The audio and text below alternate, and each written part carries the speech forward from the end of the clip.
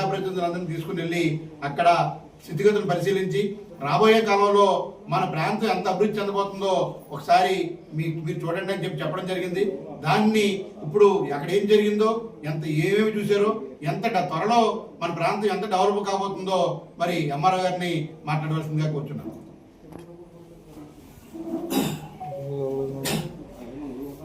చెప్పినా అందరికీ నమస్కారం అండి.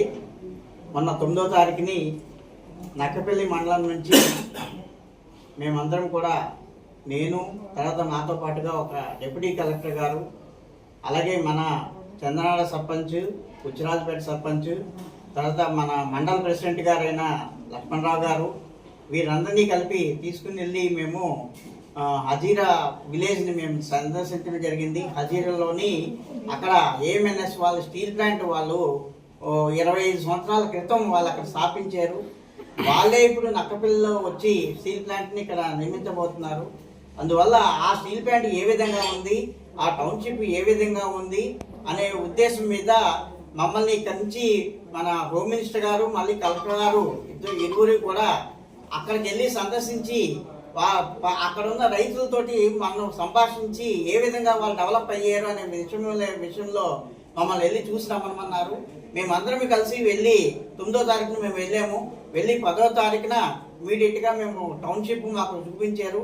టౌన్షిప్లో కొన్ని స్కూల్ కానీ, అలాగే స్కూల్లో 1800 మంది ఇంటర్నేషనల్ స్కూల్, అది 1800 మంది విద్యార్థులు అందులో జాయిన్ అయ్యి, ఆ గ్రామస్తులే ఎవరైతే ల్యాండ్ కోల్పోయారో ల్యాండ్ కోల్పోయిన గ్రామస్తులు, టౌన్షిప్లో పనిచేస్తున్న ఎంప్లాయీస్, వీళ్ళందరూ కూడుకుని వీళ్ళే కాకుండా ఆ చుట్టుపక్కల ఉన్న కంపెనీస్ వాళ్ళ యొక్క పిల్లలు కూడా ఈ స్కూల్లో జాయిన్ అయ్యి అంత మంచి స్కూల్ సిబిఎస్ఈ సిలబస్ తోటి స్కూల్ని స్థాపించారు.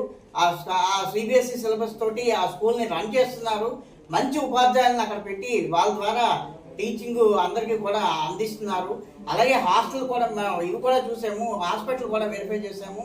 హాస్పిటల్లో కూడా అక్కడ బెడ్స్ అవి కూడా అన్నీ కూడా రెడీ చేసి అక్కడ హాస్పిటల్ కూడా రన్ అవుతున్నది.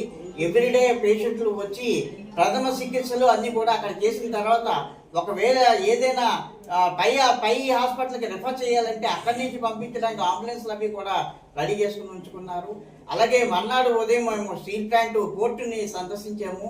పోర్టులో ఏ విధంగా వాళ్ళ మెటీరియల్, రా మెటీరియల్ ఏ విధంగా తీసుకొచ్చి వాళ్ళ ఫ్యాక్టరీకి మెటీరియల్ వస్తున్నది, ఏ విధంగా ఇక్కడి మెటీరియల్ వాళ్ళకి అదర్ స్టేట్స్కి వెళ్తున్నది అనే విషయంలో, అదర్ స్టేట్కే కాదు కంట్రీ మొత్తం మీద కూడా వాళ్ళు సప్లై చేస్తున్నారు. అవి ఏ విధంగా వెళ్తున్నాయో పోర్టులో కూడా మేము వెరిఫై చేయడం జరిగింది.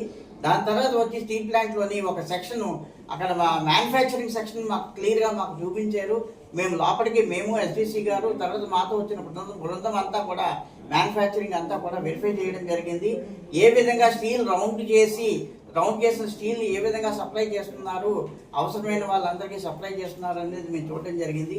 ముఖ్యంగా వాళ్ళు స్టీల్ ఎలా తయారు చేసినప్పటికీ కూడా ముందు టౌన్షిప్ అనేది గ్రామంలో గ్రామస్తులకి అందుబాటులోకి తీసుకొచ్చిన టౌన్షిప్ను కూడా వాళ్ళు తయారు చేశారు.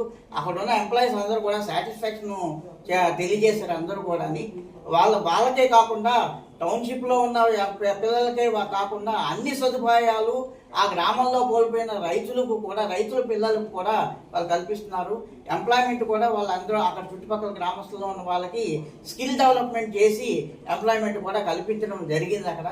అది మాకు ప్రత్యక్షంగా మాతో పాటుగా అక్కడ పనిచేస్తున్న పిఆర్ఓ గారు, పబ్లిక్ రిలేషన్ ఆఫీసరు, ఆమె మాతో పాటు వచ్చారు. అలాగే ఎగ్జిక్యూటివ్ జనరల్ మేనేజర్ గారు రమేష్ గారు, వాళ్ళిద్దరూ కూడా వచ్చి మాకంతా కూడా మా స్టీల్ ప్లాంటు, తర్వాత టౌన్షిప్ పరిసర ప్రాంతాలు అన్నీ కూడా చూపించడం జరిగింది. అదే కాకుండా వాళ్ళు సిఎస్ఆర్ ఫండ్స్ తోటి కొన్ని డెవలప్మెంట్లు గ్రామంలో ఉన్న వాళ్ళకి, గ్రామస్తులకి చేయడం కూడా మాకు కళారా చూపించారు. బయలు గ్రౌండ్ ఒకటి డెవలప్ చేశారు. అలాగే కుట్టు మిషన్లు అక్కడ చుట్టుపక్కల ఉన్న వాళ్ళందరికీ కూడా ట్రైనింగ్ ఇచ్చి కుట్టు మిషన్లు కూడా కుట్టు ట్రైనింగ్ ఇప్పించడం కూడా వాళ్ళు అక్కడ మాకు చూపించారు. స్కిల్ డెవలప్మెంట్ సెంటర్ని ఏర్పాటు చేసి ప్రతి ఒక్క స్కిల్ ఉన్న ప్రతి ఒక్కరిని కూడా తీసుకొచ్చి స్కిల్ మీద ప్రావీణ్యం కల్పించి వాళ్ళ కంపెనీలోకి ఉద్యోగాలు తీసుకోవడానికి వాళ్ళు అన్ని ప్రయత్నాలు చేశారు. అది ఒక 4000 మిలియన్ల టన్నులకి వాళ్ళు సరఫరా మాత్రమే అంత చేస్తే ఇప్పుడు దానికి డబుల్గా ఇక్కడ మనకి స్టీల్ ప్లాంట్ ఇక్కడ పెడుతున్నారు. అది దీనికి మించి కూడా డెవలప్మెంట్ చేస్తామని వాళ్ళు మనకి చెప్పడం జరిగింది. మన నాయకులందరూ కూడా కళ్ళారా చూడటం జరిగింది. పొల్యూషన్ కోసం పొల్యూషన్ విషయంకి వస్తే పొల్యూషన్ విషయం కూడా మేము పరిశీలించాము. అక్కడ జీరో పొల్యూషన్ అనేదే మనకి ఎక్కడ కనబడలేదు. ఒక పోర్ట్ ఏరియాలో సహజంగా మనకి రా మెటీరియల్ వస్తుంది కాబట్టి అక్కడ కొద్దిగా పొల్యూషన్ కనబడ్డది, కానీ స్టీల్ ప్లాంట్ పరిసర ప్రాంతాల్లో కానీ, టౌన్షిప్ ప్రాంతాల్లో కానీ, గ్రామ పరిసర ప్రాంతాల్లో కూడా ఎక్కడ పొల్యూషన్ అనేది మనకి ఎక్కడ కూడా చూడడానికి కూడా కనబడలేదు.